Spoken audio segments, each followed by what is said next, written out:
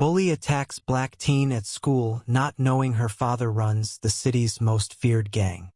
The bell rang, but the courtyard of Lincoln High buzzed with a different kind of noise. Aaliyah Carter, 16, stood her ground as Derek Mason, a senior with a reputation for cruelty, loomed over her. His friend, Kyle, smirked, egging him on. Aaliyah's backpack lay spilled on the concrete, her books splayed out like casualties. "Go back to where you came from," Derek spat, his voice low but sharp. The crowd of students formed a loose circle, some filming, others whispering. Aaliyah's dark eyes burned, but her hands shook. She wasn't new to this. Being the only black girl in her grade meant she'd heard it all before. But today something felt heavier. Derek's taunts grew louder, more personal.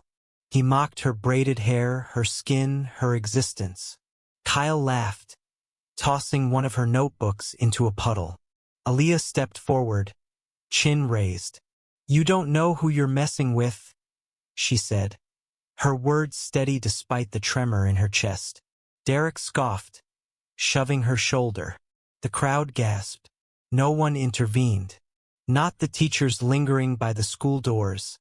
Not the kids who claimed to be her friends. Aaliyah stumbled but didn't fall. She thought of her mother's advice.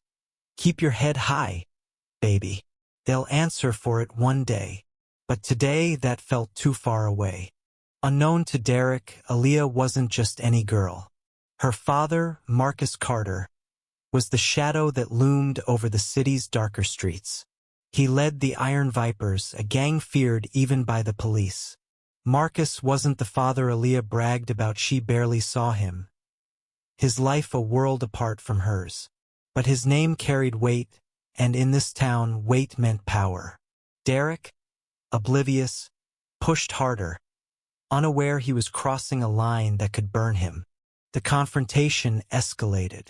Derek grabbed Aaliyah's arm, twisting it. She winced but didn't cry out. "Say you don't belong here," he demanded. The crowd's murmurs grew tense. Then, a new voice cut through. "Let her go." It was Jamal, a quiet junior who rarely spoke. He stood at the edge of the circle, hands in his pockets, but his eyes were steel. Jamal wasn't big or loud, but something in his tone made Derek pause. The crowd shifted, sensing a change. Jamal stepped closer. "You don't want this fight, man." Derek laughed, but it was forced. He didn't know Jamal's older brother was a Viper, loyal to Marcus Carter. Aaliyah yanked her arm free, glaring at Derek. "You're done," she said, voice low. Kyle sneered, but Derek hesitated, glancing at Jamal. The air crackled.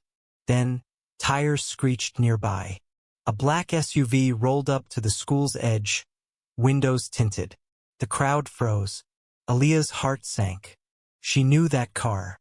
The driver's door opened, and Marcus Carter stepped out, his presence silencing the courtyard. Tall, broad, with a scar across his cheek, he didn't need to speak to command attention. Derek's smirk vanished. Kyle backed away. Marcus walked slowly, eyes locked on Derek. "You the one touching my daughter?" His voice was calm, but it carried a threat that made the air feel thinner. Derek stammered, hands up. I didn't know, sir." Marcus didn't blink. "You don't need to know who she is to treat her like a person." The words hit harder than any fist could. Aaliyah stared at her father, torn between relief and dread. She didn't want his world crashing into hers. But she couldn't deny the power he held. Jamal stepped back, his role done. The crowd dispersed, some ashamed, others scared. Marcus turned to Aaliyah. "Get in the car." She hesitated, grabbing her soaked notebook from the ground. "I'm not a kid you can just show up for," she muttered, voice breaking. Marcus's face softened, but only for a second. "We'll see about that," he said. Days later, the school was everywhere on X videos of the fight, comments calling Derek a hero or a racist, debates about Aaliyah's father. The principal called a meeting, but it was Jamal who surprised everyone again. At the assembly, he stood up, nervous but clear. "This ain't just about Aaliyah. It's about all of us. I'm tired of watching people get hurt because of who they are." He revealed he'd been targeted before, too, not for his skin, but for being different. His honesty cracked the room open. Kids who'd stayed silent started talking. Even Derek, suspended and shaken, showed up, listening from the back. Aaliyah and Marcus met again, this time at her mom's kitchen table. He wasn't cruel, but he wasn't warm either. "I ain't perfect," he said, "but I'm here." Aaliyah nodded, unsure if that was enough. She didn't want his world, but she couldn't erase him. She started writing about their anger, the courtyard, the way Jamal's words made her feel less alone. Her essays got shared online, not for her father's name, but for her own voice. The town began to shift slowly, messily, but it did. Derek's family moved away, rumors trailing them. Aaliyah stayed, head still high. Jamal became her friend. Their quiet talks a reminder that change didn't need to be loud.